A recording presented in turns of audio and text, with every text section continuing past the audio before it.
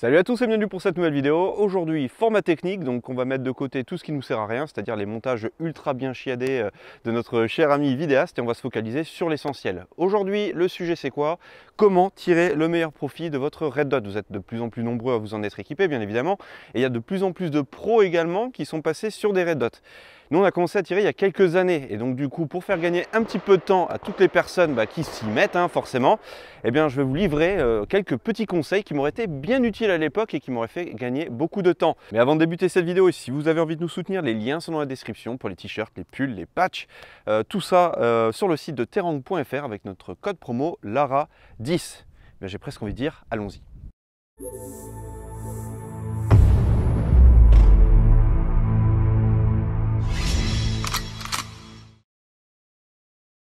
Allez, premier conseil que je peux vous donner, c'est tout simplement de vous focaliser sur la cible et non pas sur le point rouge. Alors vous allez me dire, ouais Johan, mais nous on se focalise déjà tous sur la cible et pas sur le point rouge.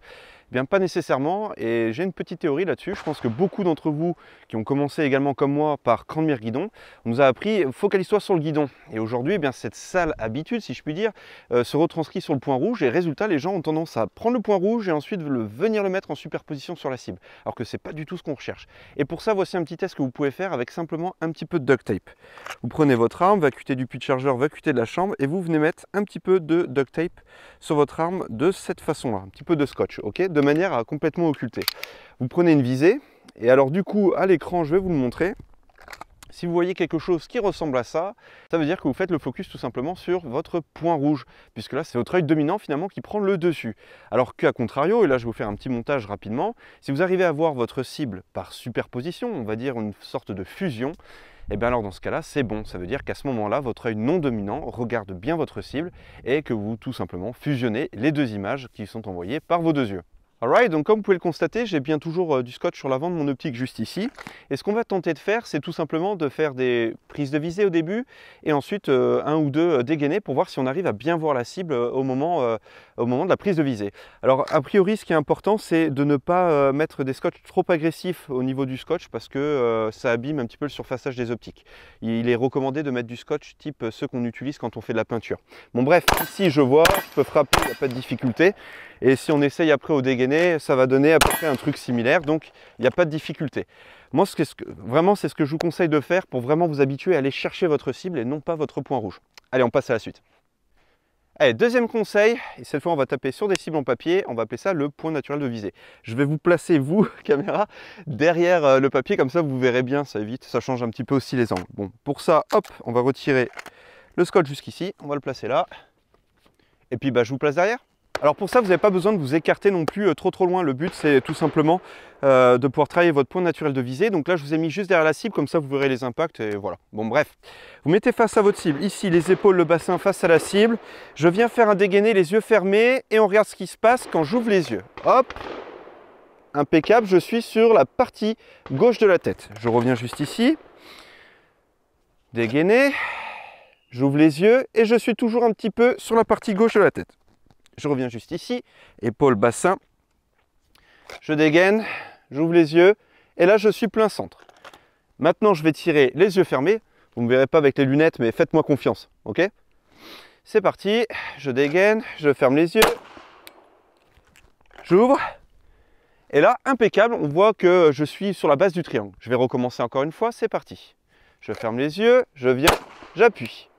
On est un petit peu à gauche cette fois. Je recommence une nouvelle fois, je dégaine, je frappe et j'ouvre les yeux. Impeccable. Donc ici, on a bien les trois impacts qui sont quasiment collés, mais en même temps, je tire les yeux fermés. Et ça, tout simplement, ça me permet de déterminer si par rapport à mon point naturel de visée, je suis assez proche ou complètement éloigné, et si ma gestuelle est la bonne. D'autre part, ça me permet en fait finalement de minimiser un petit peu les corrections que je vais devoir appliquer en termes d'amener mon point rouge finalement sur l'endroit sur lequel je souhaite tirer. Là, finalement, je vois que j'ai une petite tendance gauche. Eh bien, c'est pas grave, on va pouvoir le bosser tranquillement. Bon, ça, c'est les trois impacts, du coup. Au cas où on me disait, est-ce que c'est précis ou pas? Allez, conseil suivant, on va appliquer ce qu'on appelle la méthode dite du fishing. Et alors je sais que habituellement cette méthode-là, donc le fishing pour ceux, le mouvement de pêcheur, c'est finalement de faire ceci et de ramener comme ça son arme. Ce n'est pas ce qu'on conseille en termes de tir. Mais ça peut nous aider lorsque l'on cherche justement à s'améliorer avec un point rouge. Pourquoi? Parce qu'au moins on va pouvoir prévoir la trajectoire de son point rouge et ça va éviter d'aller le chercher dans son optique. Surtout lorsque les personnes ont du mal à le trouver tout au début. Ok? Donc si je mets mon arme de cette façon et que je viens pointer, hop, de cette façon, hop, naturellement, je sais que mon point rouge, il va forcément aller vers le bas, comme ceci, toc, et venir s'aligner. Donc je viens là en fishing et je viens et j'appuie. Fishing, je viens et j'appuie. Donc on va le tester juste ici, hop. Alors on ne fait pas un gros fishing, petit fishing, je viens là et j'appuie. Impeccable. Je recommence. Hop, petit fishing, voilà, impeccable. Petit fishing, hop, j'appuie et je tire. Ok? Je viens ici, petit fishing, hop, j'appuie et je tire. Ok? Et finalement, ça marche pas trop mal comme méthode au début quand on cherche un petit peu son point rouge. Allez, conseil suivant. Allez, autre petit conseil qui est vraiment pas mal celui-ci, je l'emprunte à Matt de chez X-Ray Alpha et à Ben Stoger, si vous suivez Instagram. D'ailleurs, on est sur Instagram aussi, n'hésitez pas à nous y suivre. C'est un très bon moyen tout simplement de comprendre la différence entre le reactive shooting et le predictive shooting. En gros, c'est quand on va se mettre à tirer un petit peu rapidement. Dans un cas, on ne peut jamais rechoper ses appareils de visée, d'accord, parce que ça va beaucoup trop vite. Donc c'est tout simplement le predictive shooting. Et dans l'autre, c'est le reactive shooting, c'est-à-dire que mes appareils de visée reviennent à un endroit et à ce moment-là, je réagis, tout simplement. C'est comme ça qu'il le détermine. Et je rappuie sur ma queue de détente et là, ça nous permet d'avoir des super groupements. Eh bien, on va tester ça juste maintenant. Je tire. Je ramène mes appareils de visée à un endroit bien spécifique, d'accord? Il vient tout de suite bien dans l'axe et on regarde ce qui se passe, ok? Allez, c'est parti, je viens ici sur ma cible, bien au centre et je viens boum, boum, boum, boum, boum, boum. Ok? Donc, si on regarde bien, je vais vous déplacer la caméra. Toc, juste ici. Magnifique. On voit donc le groupement qui est au centre de la cible, juste ici. Et on voit que chacun des impacts, d'accord, peuvent se toucher. Et ça, c'est très important. Donc, je suis en mesure que dès que le point rouge revient bien à son endroit, boum, j'appuie. Voilà, je réagis finalement à la trajectoire de mon point rouge. Très bon conseil également que je vous conseille. Très bon conseil que je vous conseille. Voilà. On coupera. Non, non, non, pas la peine, on s'en fout. Allez, autre conseil, cette fois on va travailler sur le predictive shooting, donc on verra un petit peu moins le point rouge parce qu'à cette vitesse-là on ne peut pas le capter, mais c'est un bon moyen également tout simplement de travailler avec un petit peu plus de vitesse. Vous allez juste voir une sorte de, comment dirais-je, de filet rouge dans votre optique, d'accord, qui monte et qui descend. Moi ça j'aime bien travailler ça, dédoubler là-dessus et on regarde ce qui se passe. C'est parti. Donc je me mets face à mes cibles, il n'y a pas besoin de partir au dégainé. Est-ce qu'il me reste de la mune là-dedans? Oui, chargeur plein, c'est bien ça. Allez, c'est parti et on y va. Voilà, impeccable. Donc là, comme on peut le voir, doublé, il n'y a pas de difficulté. C'est parti. Impeccable, vous voyez. Et là, dans mon optique, je vois, ça fait une sorte de bande rouge. C'est parti, encore une fois. Impeccable. Donc ça, c'est vraiment ce que je vous conseille, à une dizaine de mètres, dans une cible comme ça, dédoubler, dédoubler. Et si vous approchez un petit peu, n'hésitez surtout pas à travailler dans des cercles un petit peu plus petits. Bam, bam, bam, bam, bam, bam, de cette façon. Et ça, c'est un super bon conseil également. Allez, on passe à la suite. Allez, autre conseil que je peux vous donner, c'est tout simplement que le point rouge, à un moment donné, dans votre optique, d'accord, il va bouger. Et le truc, c'est que si vous cherchez absolument à avoir le point rouge au centre de votre optique, ça ne fonctionnera pas. Et oui, parce qu'il y a toujours un petit peu de mouvement. Et pour mieux illustrer ça, j'ai décidé que j'allais vous faire un petit peu de tir en mouvement. Donc vous voyez toujours le plot, il y a une bonne dizaine de mètres juste ici. Je vais essayer de travailler dans cette zone-là, ok? Bon, je vous l'ai dit, c'était la vidéo à la bonne franquette. Ok, allez, c'est parti. Donc 10 mètres, juste ici. Hop. Et dès que c'est acceptable, j'y vais. C'est parti et on bouge. Hop. Ok. On va ralentir un petit peu, ça ne sert à rien d'aller aussi vite. Donc ce que je fais, c'est que dès que j'amorce un mouvement, hop, là je vois, oui c'est acceptable, oui j'appuie. Vu? C'est-à-dire que mon point rouge bouge dans mon optique et dès que je vois qu'il est sur ma cible, boum, je finis ma course, tout simplement. Ok? Et c'est la même chose tout simplement avec un dégainé. D'ailleurs, je vais vous reprendre de l'autre côté, comme ça vous verrez exactement de quoi je parle. Ok? À tout de suite.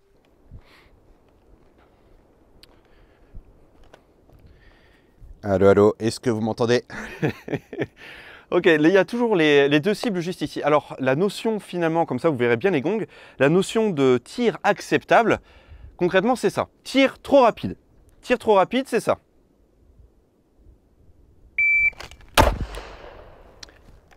Est-ce que je suis en cible? Absolument pas. Mais je suis en 0,80. En revanche, acceptable, ça serait ça.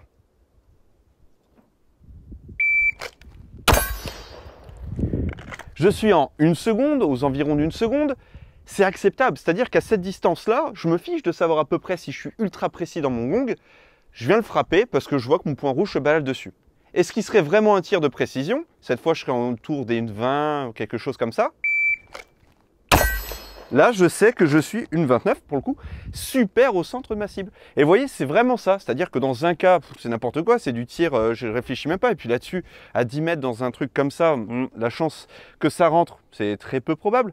Mais une fois que j'ai à peu près le point rouge qui se balade sur ma cible, boum, j'appuie, là on est autour de la seconde. Et quand vraiment je prends mon temps, bah là on est en 1,29, j'ai bien le temps de prendre et je sais que je suis au plein centre. Voilà de ma cible. Ça aussi, c'est un bon petit conseil que je conseille de travailler. Allez, quelques mentions honorables maintenant. Certains vont dire « Ouais, mais Johan, quand tu tires avec un red dot, c'est carrément plus facile. » Oui, c'est plus facile en mouvement, c'est plus facile avec des systèmes comme les JVN, etc. Mais ça ne l'est certainement pas du tout lorsqu'on commence à tirer avec beaucoup de vitesse. Et là, je vais pouvoir vous le montrer tout simplement parce que à la vitesse à laquelle je vais tirer, voir mes appareils de visée, c'est pas possible, que ce soit en visée mécanique ou en red dot. Et d'ailleurs, je suis simplement limité par mon action du doigt sur la queue détente. Donc si je prends ici, comme ceci, que je me mets en ligne et que j'appuie, on regarde ce qui se passe.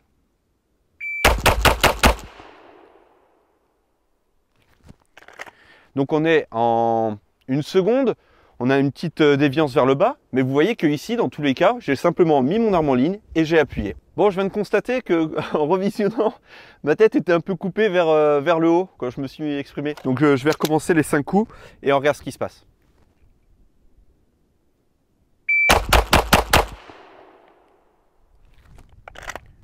Une seconde 06, donc on est à peu près similaire, on était en 1 seconde 04. Cette fois, ma tête devrait pas être coupée par le haut de la caméra. Mais voilà, tout simplement pour vous montrer que à cette vitesse-là, on ne voit pas les appareils de visée. Je veux dire, je ne peux pas faire des split time en 0,21, ce qui n'est pas non plus exceptionnel, et voir mes appareils de visée. En gros, je mets en ligne, j'appuie, boum, boum, boum, et ça rentre. Voilà. Allez, dernière mention honorable et qui a toute son importance, lorsque vous travaillez à sec de cette façon-là, et que vous venez avec votre red dot, comme là, ici, je suis en train de le faire en face de la caméra. Ne cherchez pas vos appareils de visée ou votre red dot avec votre tête. C'est bien votre arme, d'accord, qui vient s'aligner avec votre regard, d'accord, et pas l'inverse. Parce que si votre tête se met à chasser vos appareils de visée et que vos appareils de visée chassent votre regard, eh bien vous n'en sortirez jamais, d'accord. Donc vous restez bien droit face à un mur, un petit morceau de scotch a fait l'affaire. Je viens juste ici, je monte mon arme, hop, de cette façon. Et si je dois appliquer une correction, c'est mes mains qui viennent bouger. Tout simplement.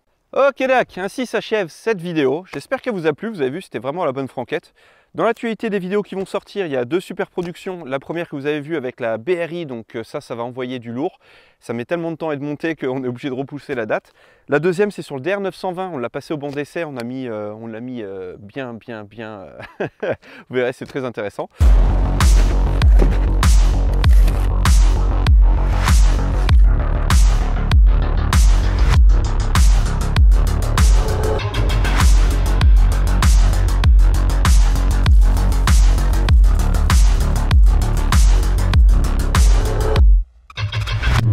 Et enfin, de notre côté, si vous avez également envie de nous suivre sur Instagram, c'est pas mal du tout parce que tous les jours, on publie des mini-vidéos, ce qui vous permet d'être un sacré bon complément de la chaîne. Donc n'hésitez surtout pas à vous y abonner si vous êtes utilisateur de cette plateforme.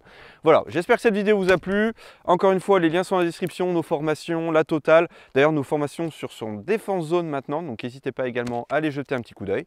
Et puis, me reste plus qu'à vous dire à très bientôt pour une prochaine vidéo. Ciao, ciao!